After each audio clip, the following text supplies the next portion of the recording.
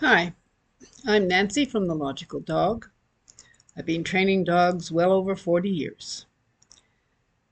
Today, I'd like to tell you about how to make your dog listen. We all love our dogs. I love to pet and hug and just generally be with my dog all the time.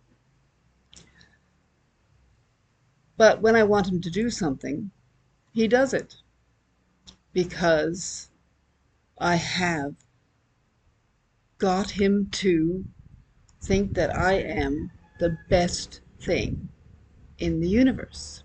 Now, how do you do that? Well, one of the ways to do it, there are lots of different ways, but one of the ways to do it is to what they call hand feed. So, what you do is you stop feeding them in the bowl. Just stop feeding them all together. And what their normal ration would be, you would put it into a plastic bag and then put it in your pocket and then require them to do something for a little handful of food. Most dogs will sit when they're asked to, so you ask them to sit. If they lie down, then you'll do one for lie down as well. You don't have to give one piece at a time unless your dog is really quite small. If you have a larger dog, then you can make a small handful. With a small dog, it actually helps to use a pair of tongs so that you're not constantly bending down. I know my back hurts sometimes, and bending down to a really small dog can be a challenge. So use a pair of tongs and just an extension of your arm, and then you can take the food and give it to the dog and ask the dog to follow you. You can lure the dog with the food in front of their nose and walk so that they walk, and then you reward them when they're in the correct place, which is beside you, slightly behind you, but beside you. And do this in the house to start off with. This is the best way, where there are very few distractions. The house is very familiar to the dog, and because you're doing something different, they'll be interested in you. When you've got them really paying attention to you, then start doing a little bit outside. And what you would do is you put a long line on. Now, I've put on 30-foot, 50 feet. I even had a dog that had to have 100-foot line on because she was so fast that she'd be gone before I even noticed. And the 100 feet gave me a chance to step on the line to catch her until she became one of the best dogs ever. Absolutely wonderful dog. Fortunately, she's gone now. Um, but I still miss her. She's been gone about 12 years, but still miss her. Uh, and you can do this outside. If you have an enclosed area, do it. And gradually introduce the distractions so that they become more and more and more. And then after you do the hand feeding, or while you do the hand feeding, as they're taking place, you say, "What a good boy! What a good boy!" Now, I just said, "What a good boy," like this. My own dog, Spud, has come up and he wants some loving because I said, "What a good boy." Now, look, there he is. Whoops, Spud. There you go. Whoops. It's hard to do with it. There you go. What a good boy. See how happy he gets?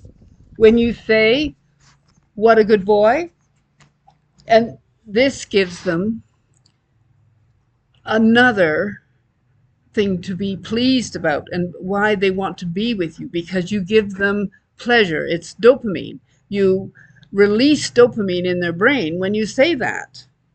And the more you say it when they're doing good, even though like they're lying on their bed and being good, you say, not asleep but watching you say, "Oh, what a good boy," or "What a good dog," or you can use their name as well, and that helps as well. This is the start of getting a dog who wants to be with you 100% of the time because you're more interesting than the big wide world out there. Now, you're going to say, but my dog is not food motivated. And usually, what that means is that you're feeding them too much, or you leave the food down all day long. That's not a good idea. So pick the food up, and if they don't want to follow you right away, wait a couple of hours. They're not going to starve to death in 2 hours. And then start again. And then again, if they're not interested in food, then you make them do it another 2 hours and then start it. Eventually, they'll be hungry enough to want to have the food. And then you can start the program from there. If they're hungry, they will eat. Especially what I suggest you do is when you start this is use a maybe some treats which are single ingredients. Single ingredient treats are the best. I usually use freeze-dried liver or freeze-dried beef heart or freeze-dried chicken. They're very easy to keep in your pocket. They don't make a mess. They're usually easy to break into little pieces, and you can give a little piece at a time. And then, but you can intersperse this with their food. You can also put it in with their food. So you put a little bit in, shake it around, and the whole food smells like liver. So then they really like it. Now, if you want to have all my tips that I've learned over the vast number of people that I've helped train, then you can follow the link in the description. And this is joining my membership, the Logical Dog Club and Academy. And there, just for a very small fee, once a month fee, you can access at any time anything that I've done. There's also things like a members lounge where you can talk to other people. There's a progress chart. There's 20% off. And I also do a little bit of a resource guide where I do fun things and interesting things. Things that you need to know, like do you know that some essential oils are bad for your pet? Then that's where you find which ones are good and which ones aren't. Anyway, talk to you soon. See you again. Bye.